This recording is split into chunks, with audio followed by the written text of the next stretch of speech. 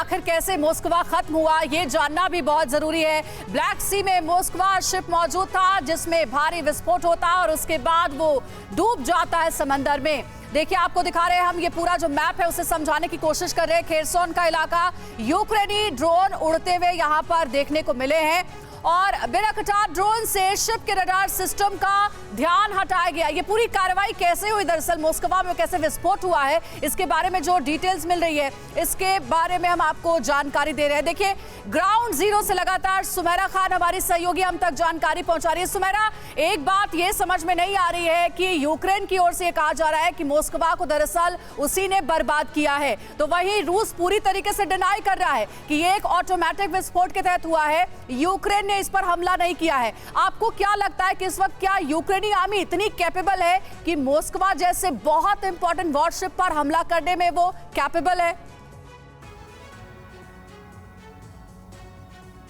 देखिए अंजलि, इसे इस तरह से देखा जा सकता है कि दोनों तरफ से क्लेम्स और काउंटर क्लेम्स हैं। रशिया की तरफ से जाहिर सी बात है ये अगर हुआ है ऐसा तो उसे स्वीकार करना उनके लिए सही नहीं होगा और किसी भी सूरत में पुतिन या उनकी सरकार इसे स्वीकार नहीं करेगी अगर ऐसा हुआ भी है तो, क्योंकि वो स्वीकार करने से उनको इतना बड़ा नुकसान हुआ है, इतना बड़ा उन्हें झटका लगा है और यूक्रेन की सेना इस हद तक केपेबल है कि उनके इतने बड़े फ्लैगशिप को इस तरह से डुबा सकती है, ये वो स्वीकार नहीं करना चाहेंगे, तो वो ये कभी स्वीकार नहीं करेंगे।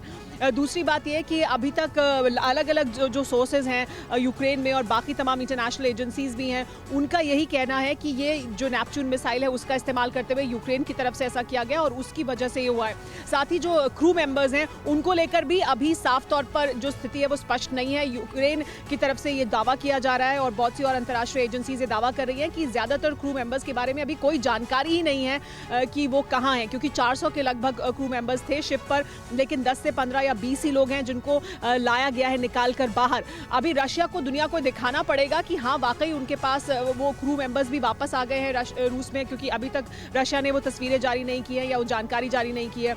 रशिया अभी तक यही क्लेम कर रहा है और देखिए ये भी है कि रशिया की तरफ से कहा जा रहा है कि हम इन्वेस्टिगेट कर रहे हैं, यानी अभी भी वो ये कह रहे हैं कि हम अभी पता करेंगे कि ये दरअसल कैसे हुआ है, इन्वेस्टिगेशन करेंगे। एक्सप्लोजन हुआ है लेकिन वो एक्सप्लोजन क्या एक्सप्लोजन है ये वो आधिकारिक रूप से नहीं कह रहे हैं, तो इन्वेस्टिगेशन की बात कर रहे हैं। इस वजह से जरूर करें कि यूक्रेन के हमले का ये असर है कि मोस्कवा बर्बाद हुआ है, लेकिन बहुत बड़ा नुकसान जरूर हुआ है रूस को और अब कहा जा रहा है कि पुतिन अब बहुत बड़ा हमला करने की योजना भी बना रहे हैं इस भारी नुकसान के बाद। शुक्रिया आपका।